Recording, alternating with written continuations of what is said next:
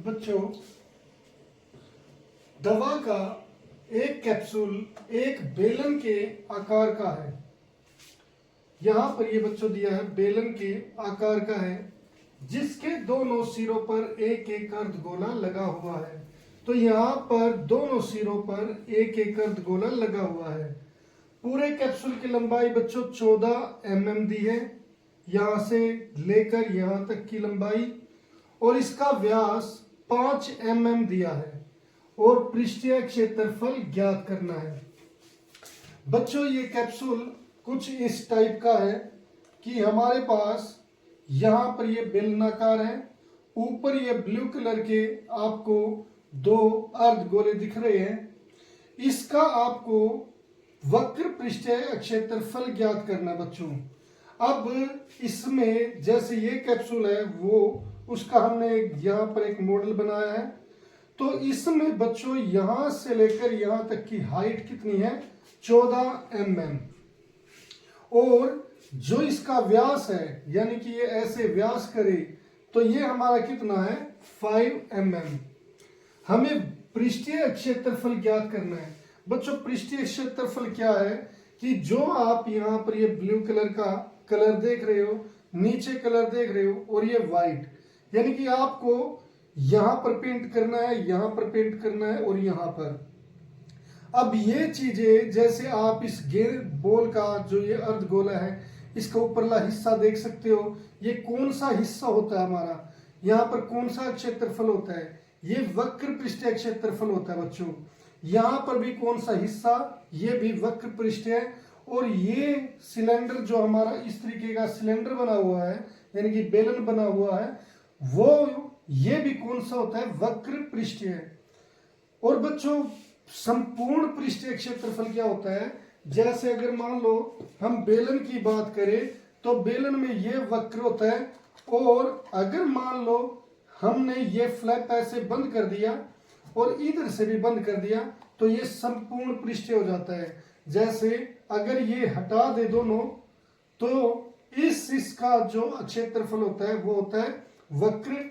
और अगर इन दोनों को ऐसे, क्योंकि ये कैसे दिख रही है आपको? वृत्ताकार, तो वृत्त ऐसे दोनों तरफ से बंद कर दे तो ये हो जाता है संपूर्ण पृष्ठीय। तो बच्चों, यहां पर हम इसका बेलन का क्या निकालेंगे? वक्र पृष्ठीय क्षेत्रफल।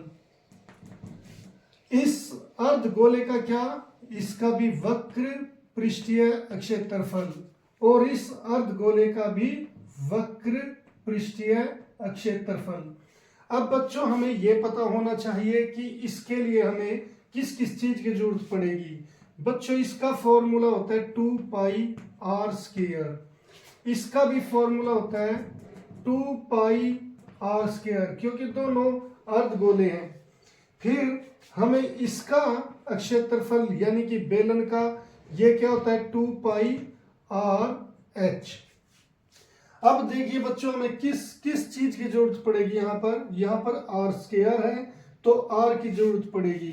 अब बच्चों, मुझे व्यास दिया है तो आसानी से हम इसका आधा कर देंगे, r आ जाएगा। फिर इस फार्मूले में r भी चाहिए, h भी चाहिए। अब r तो हमें, क्योंकि बेलन की भी और अर्धगोले की भी जो व्यास है वो बराबर है तो उनकी त्रिज्या भी बराबर होगी। अब है हाइट यानी कि ऊंचाई। अब कई बच्चे क्या करते हैं? ऊंचाई यहां से यहां तक की लेते हैं 14 mm, जिसकी वजह से वो क्वेश्चन गलत हो जाता है। हमें ऊंचाई लेनी है यहां से यहां तक, केवल बेलन की। अब ये बेलन की ऊंचाई कैसे निकलेगी? बच्चों, हमें तो ये 14 mm पूरे की कैप्सूल की दी है। इसके लिए बच्चों हम ये देख सकते हैं, यहां से यहां तक हमारा अर्धगोला है, और यहां से यहां तक ये भी क्या है? अर्धगोला। यानी कि गोले की ये त्रिज्या है और ये भी त्रिज्या है। अगर इस 14 mm में से मैं दो त्रिज्याएं हटा दूं तो हमारे पास क्या आ जाएगा? बेलन की ऊंचाई आ जाएगी। तो बच्चों, हल करते हैं इस क्वेश्चन को। सबसे पहले हमें जो दिया गया है वो क्या है? बेलन या अर्धगोले का व्यास। बेलन या अर्धगोले का व्यास। और ये हमें बच्चों दिया है 14 mm, 14 mm। यहां पर अब मैं इन चीजों को थोड़ा साफ कर देता हूं। अब बच्चों बेलन या अर्धगोले की त्रिज्या, हम यहां से त्रिज्या निकाल सकते हैं जो है r, वो इसकी आधी हो जाएगी 7 mm। अब बच्चों मुझे और क्या चाहिए, बेलन की ऊंचाई। तो उसके लिए पहले कैप्सूल की कुल ऊंचाई, कुल ऊंचाई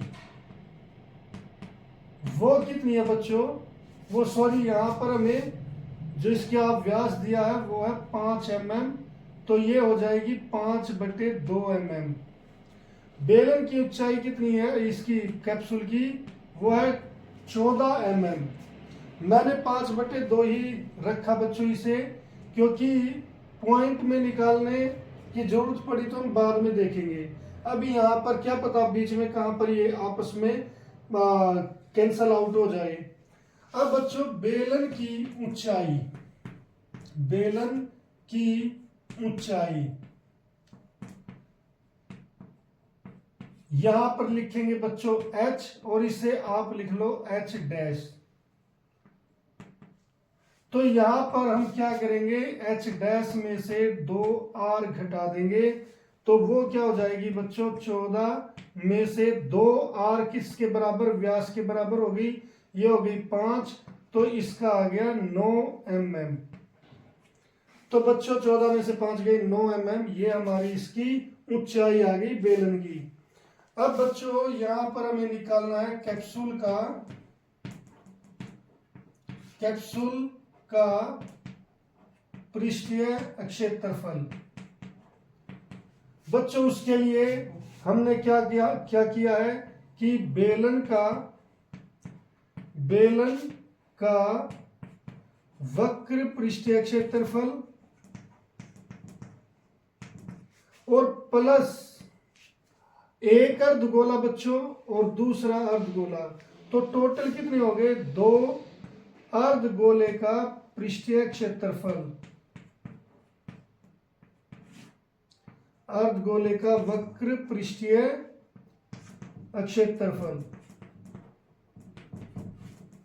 तो हमारे पास ये बेलन का वक्र पृष्ठीय और अर्धगोले का। अब बच्चों इनका फॉर्मूला 2πr h, और यहां पर 2 × 2πr², जो अर्धगोले का क्षेत्रफल होता है बच्चों। यहां पर देखिए 2πr इसमें भी है, 2πr इसमें भी है, तो दोनों में 2πr कॉमन आ गया, यहां पर रह गया h, क्योंकि ये थोड़ी देर के लिए भूल जाओ, ये भूल जाओ, और plus 2r, h plus 2r बच्चों। अब ये h प्लस 2r हमारा किसके इक्वल आ जाएगा, ये इनकी वैल्यू रखी दो, 2 पाई की वैल्यू 22/7, यहां पर r की वैल्यू हमारी ये है 5/2। फिर बच्चों यहां पर h की वैल्यू कितनी है, यहां पर 9 है, प्लस 2 और r की वैल्यू 5/2। अब जैसे मैंने कहा था कि ये कैंसल आउट हो सकते हैं, तो ये कैंसल हो गया 2 से 2। अब ये कितना हो गया, 9 और 5 14। अब बच्चों यहां पर 2 × 22/7 × 5/2 × 14, 7 दूनी 14 बच्चों, इससे ये पूरा कैंसिल हो रहा है। अब इसकी मल्टीप्लाई 2 की 5 से कर दो, 2 पंजे 10, 10 की 22 से, तो ये 220 mm² आ गया। तो बच्चों इस तरीके से आप इस क्वेश्चन को कर सकते हो। और यहाँ पर एक चीज ध्यान देने की है कि मैंने पहले फार्मूले लिखे, उनमें कॉमन लिया। कई बच्चे क्या करते हैं, पहले इस फार्मूले को सोल्व करेंगे फिर इसको सोल्व करेंगे, और उनका क्वेश्चन थोड़ा लेंथी हो जाता है और गलत भी हो जाता है। तो आप पहले फार्मूला लिखकर उनमें जो चीज कॉमन आए वो चीज कॉमन लेकर फिर सोल्व करें, तो इस तरीके से आपका आंसर आसान हो जाएगा।